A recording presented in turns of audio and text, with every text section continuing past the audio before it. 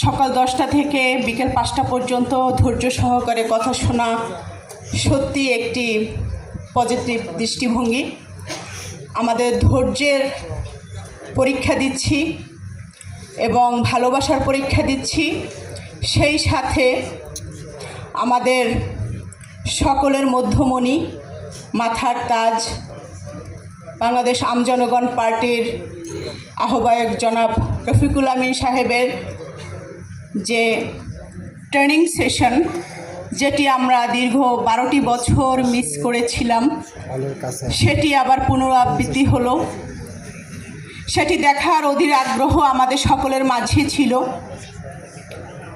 তো আমার তার ট্রেনিং সেশনটা দেখে একটা জিনিস মনে হয়েছে যে আমাদের আহ্বায়ক মহোদয় অস্ত্র জমা দিয়েছিলেন কিন্তু ট্রেনিং জমা দেননি। আজকে এই ট্রেনিং সেশনে উপস্থিত রয়েছেন বাংলাদেশ আম জনগণ পার্টির আহ্বায়ক কমিটির কেন্দ্রীয় সদস্যবৃন্দ, উপস্থিত আছেন জেলা ও উপজেলার নেতৃবৃন্দ, সারা বাংলাদেশ থেকে দূর দূরান্ত থেকে আগত সকল নেতৃবৃন্দকে জানাই সালাম ও শুভেচ্ছা।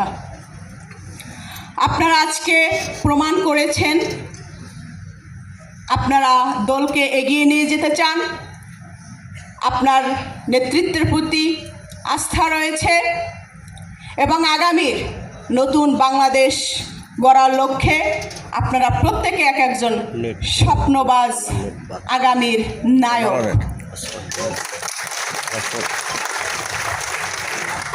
যেহেতু বিকেলের সেশনটা কিছুটা ট্রেনিং সেশনের মতোই, সেই জায়গা থেকে রাজনৈতিক বক্তব্যটা অ্যাভয়েড করতে চাচ্ছি, কিছু মেসেজ দিতে চাচ্ছি।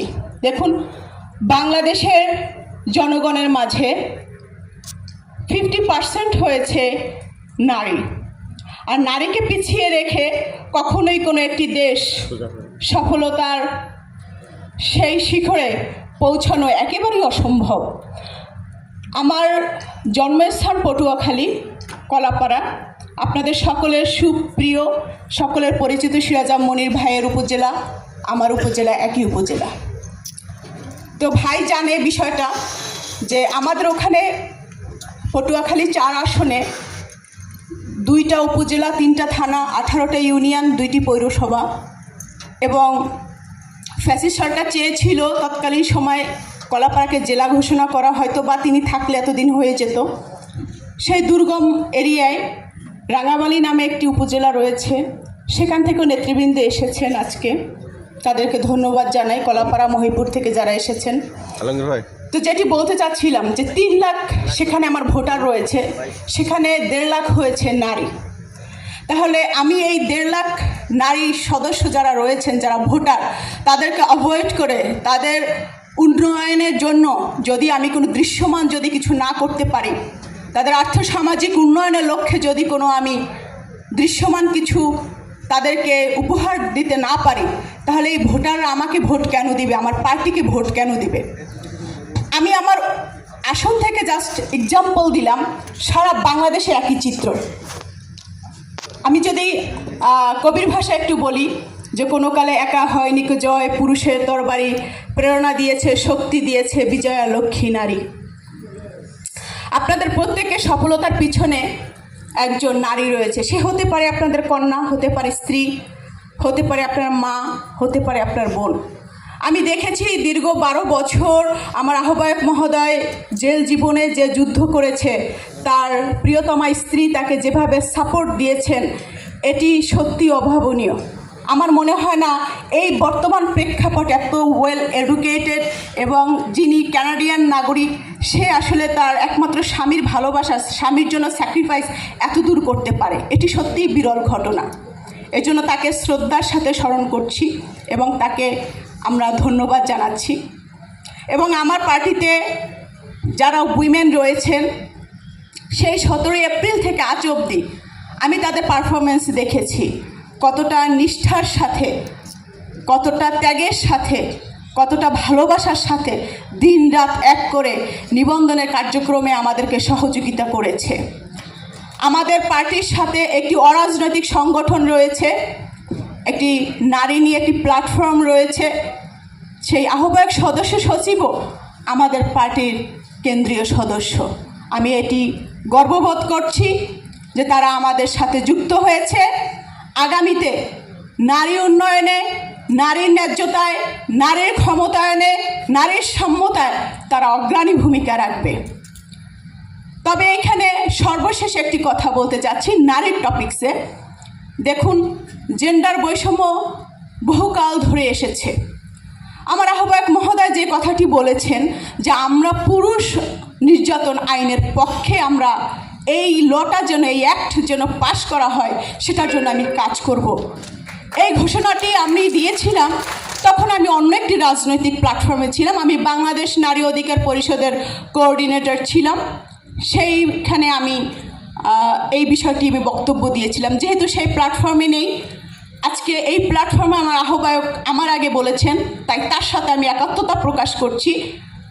বাংলাদেশের প্রেক্ষাপটে নয়, এশিয়া মহাদেশে প্রতিটি ঘরে ঘরে পুরুষ নির্যাতন হচ্ছে এবং নারী নির্যাতন আইনটিকে অপব্যবহার করা হচ্ছে। সেই অপব্যবহার রুখে দেওয়ার জন্য আমরা কাজ করব। আমরা বাংলাদেশ আমজনগণ পার্টি সাদাকে সাদা বলতে চাই, কালোকে কালো বলতে চাই। কারো রক্তচক্ষু উপেক্ষা করে, আমরা কাউকে ভয় করে, কারোর সাথে মাথা বিক্রি করে আমরা কাজ করতে চাই না। ঘরে কিংবা বাইরে, অফিসে কিংবা বিদেশে, সকল জায়গায় সত্য, ন্যায়, নিষ্ঠা, মর্যাদা প্রতিষ্ঠা করতে যাচ্ছি। বাংলাদেশ আমজনগণ পার্টি আগামীতে যদি দেশের সেবা করতে আমরা সুযোগ পাই, বাংলাদেশের জনগণ যদি বেছে নেয়, যদি মনে করে না এই পার্টিতে যারা রয়েছেন তারা যোগ্য আমাদের সেবক হবেন, শাসক হবেন না, তাহলে আমরা কথা দিচ্ছি আগামীতে পুরুষ নির্যাতন রোধে একটি অ্যাক্ট আমরা সংসদে পাশ করাবো ইনশাআল্লাহ। আমি একটি বিষয় দুঃখের সাথে আপনাদের সাথে শেয়ার করতে চাচ্ছি। বৈধ হোক কিংবা অবৈধ হোক, ফ্যাসিস্ট হোক, বাংলাদেশের 50টি বছর পরেও স্বাধীনতার বাংলাদেশের নারী সুরক্ষার জন্য আমরা কিছু করতে পারিনি। দেখেন, বাংলাদেশের প্রথম প্রধানমন্ত্রী ছিলেন বেগম খালেদা জিয়া। এরপরে আপনি দেখছেন যে দীর্ঘ 17টি বছর ধরে বিরোধী দল, যদিও সে গৃহপালিত বিরোধী দল ছিলেন, রওশন এরশাদ, তিনিও একজন নারী ছিলেন। একজন সংসদের স্পিকার, সেই শিরিন আপাও একজন নারী ছিলেন। তথাপি আমরা বেসিকলি আমাদের ব্রেনে সবসময় ঘুরে বেড়াতো বিরোধী দল বিএনপি। সেই জায়গা থেকে আমাদের বিএনপির চেয়ারপারসন বেগম খালেদা জিয়া, তিনিও প্রধানমন্ত্রী ছিলেন একাধিকবার। কিন্তু নারীর সুরক্ষার জন্য এবং ধর্ষণ রোধে, নারী শিক্ষার জন্য বা ক্ষমতায়নের জন্য তারা কিন্তু তেমন দৃশ্যমান কিছু করে যেতে পারেনি। তাই আমরা বলতে চাচ্ছি, আমি একজন নারী, আপনাদের বোন, আপনাদের কন্যা, আপনাদের সন্তান সমতুল্য। আমি কারো ঘরে আছি, কারো স্ত্রী হিসেবে, কারো সন্তান হিসেবে। সেই জায়গা থেকে বলতে চাচ্ছি, একজন নারীকে ঘর সামলে বাইরে সমাজে কাজ করাটা আসলেই অনেক মুশকিল, অনেক কষ্ট। কিন্তু আপনাদের মতো যারা রয়েছেন, যারা বীর, যারা সূর্য সন্তান, যারা দেশকে ভালোবাসে, আপনারাই আমাদেরকে স্যাক্রিফাইস করেন। দ্যাটস ওয়াই আমরা আজকে এরকম একটি প্ল্যাটফর্মে কাজ করার সুযোগ পাচ্ছি।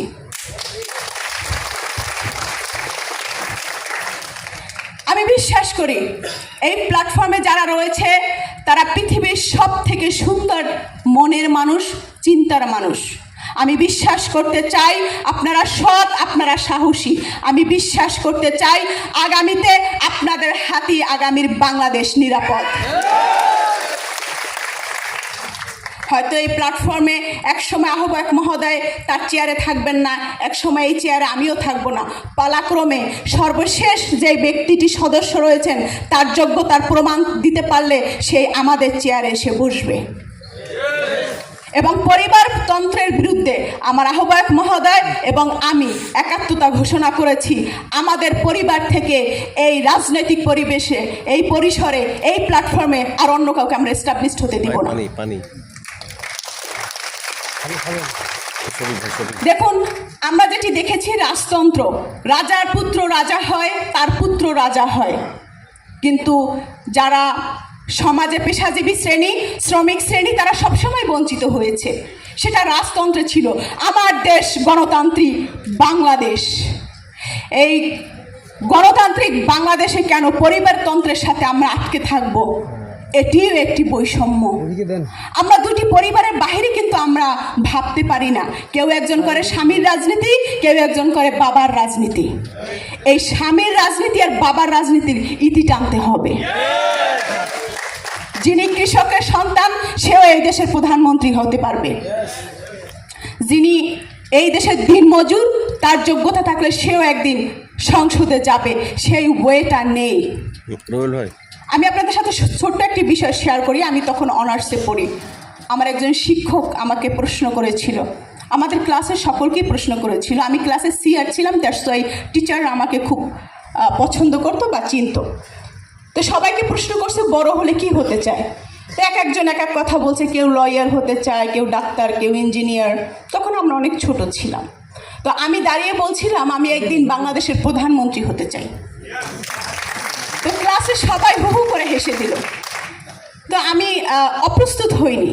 আমি বরাবরই একটু সত্য কথা বলতে পছন্দ করি। তো বলছে তোমার সুযোগ নেই, তুমি স্বপ্ন দেখেছো ভালো। আমি বললাম কেন স্যার, কেন সুযোগ নেই? বলছে তারেক রহমান বিয়ে করে ফেলেছে, সজীব ওয়াজেদ জয়ও বিয়ে করে ফেলেছে।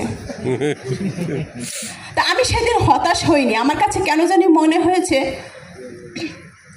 যে স্বপ্ন দেখা, আমার আহ্বায়ক মহোদয় মনে করেন যে জন্মগত অধিকার।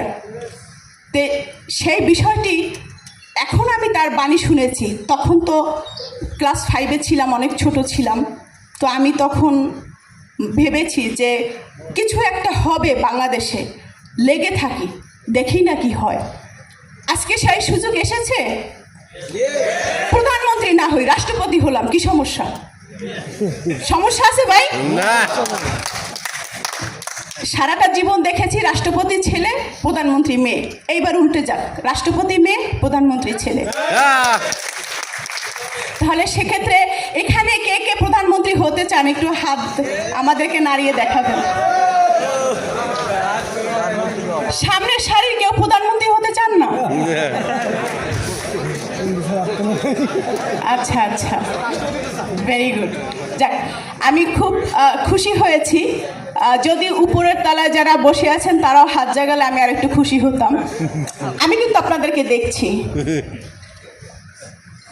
যাই হোক, ধন্যবাদ আপনাদেরকে। আমি বেশি লম্বা সময় নিব না। আহ্বায়ক মহোদয় অসুস্থ, তার রেস্ট প্রয়োজন। সেই সকাল 10টা থেকে এই পর্যন্ত আপনারাও সকলে এসেছেন। তো আজকে বিকালের সেশনটা আমরা জাস্ট এনজয় করেছি, কিছু ইনফরমেশন, তথ্য আদান প্রদান করেছি। নারীদেরকে কাজ করার সুযোগের ব্যাপারে আপনাদের কাছে নারীদেরকে তুলে ধরার চেষ্টা করেছি। সর্বশেষ আমরা মানুষ, পুরুষ এবং নারীর অধিকার যদি আমরা চাইতে যাই, এই বিতর্কে আমাদের বহুদূর যেতে হবে। তার থেকে বরং আমরা এক কথায় বিশ্বাস করি, আমরা মানুষের অধিকার প্রতিষ্ঠা করতে চাই। নারী ও পুরুষ এই বৈষম্য আমরা ভুলে আগামীতে মানুষের অধিকার প্রতিষ্ঠার লক্ষ্যে সকলে কাঁধে কাঁধ মিলিয়ে, পায়ে পা মিলিয়ে, স্বপ্নের সাথে স্বপ্ন মিলিয়ে আগামীর বাংলাদেশ গড়ব। আপনারা আমার পাশে আছেন তো? পাশে আছেন তো? পাশে আছেন তো? Very good, well done. সকলে ভালো থাকবেন, সুস্থ থাকবেন, আবার দেখা হবে। বিজয়ের পথে যাত্রা শুরু হয়, জীবন নয়তো মৃত্যু। অসংখ্য